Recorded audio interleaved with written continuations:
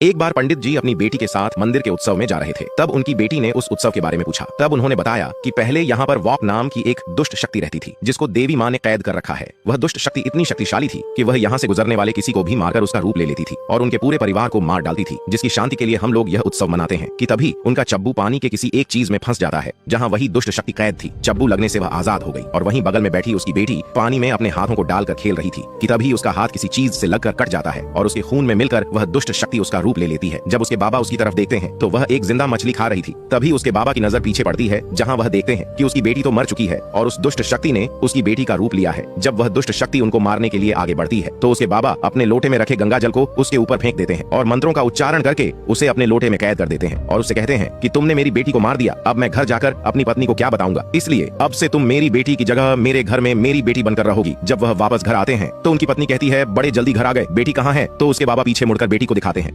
पंडित जी उस दुष्ट शक्ति को अपनी बेटी बनाकर घर लाते हैं। जब एक दिन वह मंदिर जा रही थी तब शिखर की परछाई पर पैर रखने पर उसे एक झटका लगता है, जिससे उसे पता चल गया कि पंडित ने उसकी आत्मा को मंदिर में रखा है। फिर उसने अपनी आत्मा को उस जगह से निकलवा लिया। अब उसकी आत्मा आजाद थी, पर वह बिना शक्तियों के थी। उसे अपनी शक्तियों को पाने के लिए 3 विशेष लोगों को मारना होगा। 3 लोगों में एक संतोष की बेटी भी थी जो अपनी पत्नी शेल्वी और 2 बच्चों के साथ हंसी खुशी रहता था। एक दिन संतोष जॉगिंग करते हुए जा रहा था और रास्ते में उसे गाँव का एक लड़का मिलता है जो अपने कैमरे में यहाँ की खूबसूरती को रिकॉर्ड कर रहा था। कुछ दूर आगे जाने पर संतोष को कुछ अजीब धुआं दिखाई देता है। वह कुछ समझ पाता कि तभी अंदर से एक हाथ निकलकर उसे अपनी ओर खींच लेता है। ये कोई और नहीं बल्कि वही दुष्ट शक्ति बाघ थी जिसने संतोष को मारकर अब उसका रूप ले लिया। अब उसे संतोष की बेटी शक्ति को मारना था। जैसे ही उसने गेट के अंदर कदम रखा वैसे ही कुत्तों ने उस पर भौंकना शुरू कर दिया, जिससे उसे अपनी जान गंवानी पड़ी। अंदर जाने के बाद संतोष शेल्वी से बच्चों के बारे में पूछता है। शेल्वी उसे अपना पति ही समझ रही थी कि तभी उसने आईने में उसका असली रूप देखा तो वह डर गई। इसलिए उसने झूठ बोला कि बच्चे कुएं के पास खेल रहे हैं, लेकिन नादान बच्चे पिता की आवाज सुनकर उन्हें बता देते हैं कि वह ऊपर है। बाघ ऊपर जा ही रहा होता है। उससे पहले सेल्वी बच्चों को लेकर पूजा गृह में चली गई। जब बाघ पूजा घर के सामने से गुजरा तभी सभी दिए बुझ गए। सेल्वी अपने बच्चों को लेकर वहां से भागने लगी कि तभी उसका पैर खिलौने वाली बस से टकरा गया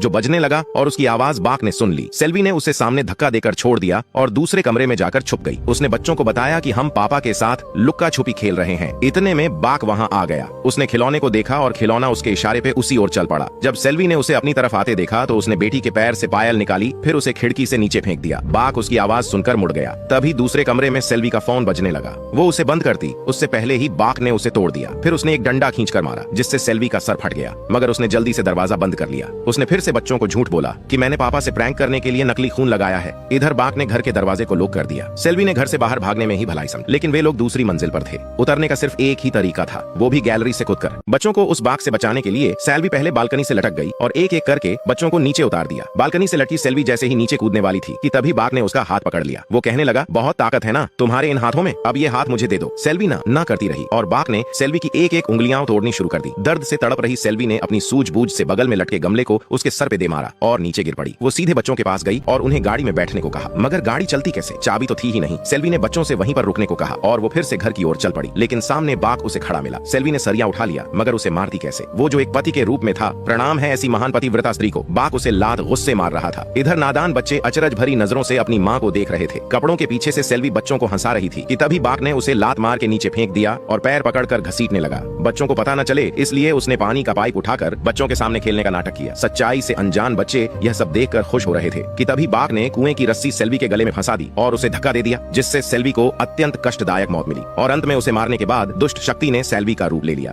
तभी गांव वाले आवाज लगाते हुए सेल्वी के घर आए और उन्होंने सेल्वी को उसके पति के मौत की सूचना दी। दुष्ट शक्ति ने सेल्वी की ही तरह परेशान होने का नाटक करके उनके साथ चल दिया। ये सब वो कैमरे वाला लड़का देख रहा था। इधर कार में बैठे बच्चे अपनी माँ का काफी देर से इंतजार कर रहे थे। तब शक्ति अपने भाई को वहीं रुकने को बोलकर कार से बाहर आई, देखने की आखिर हो क्या रहा है। लेकिन जब उसने कुएं में लटकी अपनी माँ को देखा तो वह चिखते हुए चक्कर खाकर पीछे की ओर गिर गई। चिख की आवाज सुनकर कैमरे वाला लड़का भी पता लगाने के लिए सेल्वी के घर आया तो उसने शक्ति को कुएं के पास गिरा हुआ देखा, जिसके सिर में चोट लगी थी। फिर लड़के ने कुएं में झांक कर देखा तो उसे सेल्वी की लाश दिखी, जिसे उसने अभी अभी लोगों के साथ जाते हुए देखा था। समझ में ये नहीं आ रहा था कि बाघ बच्ची को मारने आया था तो फिर वहां से चला क्यों गया। इसी बात का पता लगाने आया एक तांत्रिक। उसने ये सब जानने के लिए सेल्वी के घर के बाहर तंत्र मंत्र करना चालू किया। तब उसे पता चला कि कोई अनजान शक्ति घर के अंदर मौजूद है जो किसी भी बुरी शक्ति को अंदर नहीं आने देती। ये कोई और नहीं बल्कि सेल्वी की आत्मा है। अपनी बेटी के मर जाने के बाद पंडित दुष्ट शक्ति को बेटी बनाकर घर तो ले आया, मगर कुछ ही दिनों बाद गांव वालों को नदी में उसकी बेटी की लाश मिल गई और पंडित का भेद खुल गया। जब इस बात की खबर कुछ तांत्रिकों को लगी तो उन्हें आभास हो गया कि ये किसका काम है, कोई और उसका शिकार बने उससे पहले ही उसे खत्म करना होगा। लेकिन पंडित उसे लेकर पहले ही वहाँ से जा चुका था। उसने जिस मंदिर के कलश में उसकी आत्मा छुपाई थी वह गायब दिखी और वहाँ से निकाल कर फेंकी गई झंडी को देखकर वह समझ गया और तुरंत भागकर अपने घर आया। उसने अपनी पत्नी से जल्द ही यहाँ से निकलने को कहा, लेकिन पत्नी तो पहले ही मर चुकी थी। बाघ फिर से नए रूप में था।